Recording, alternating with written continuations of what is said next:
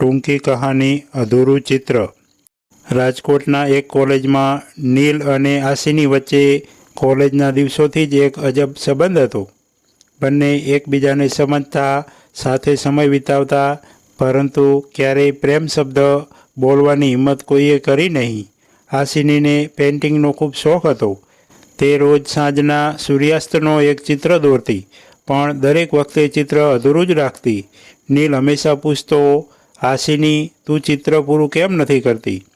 તે હસીને કહેતી, હજી રંગો પૂરા નથી થયા નીલ।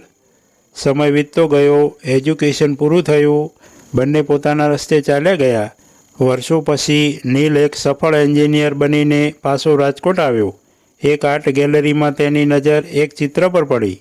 એ જ અધૂરી સાંજ, પણ આ વખતે ચિત્ર પૂરું હતું। ચિત્રની નીચે લખેલું હતું, ક્યારેક રંગો પૂરા થવા રાહ જોવી પડે, પણ કોઈ પાછો આવે ત્યારે ચિત્ર પૂરું થાય। ચિત્રની બાજુમાં એક નાની તસવીર આશીનીની હતી, જે આ દુનિયામાં નહોતી। નીલની આંખોમાં આંસુ આવ્યા। તે એ ચિત્ર ખરીદીને પોતાના ઘરે લગાવ્યું। દરરોજ એ ચિત્રને જોતા તે સમજી ગયો, પ્રેમ ક્યારેય અધૂરો નથી હોતો, બસ ક્યારેક સમય પહેલાં પૂરો થઈ જાય છે।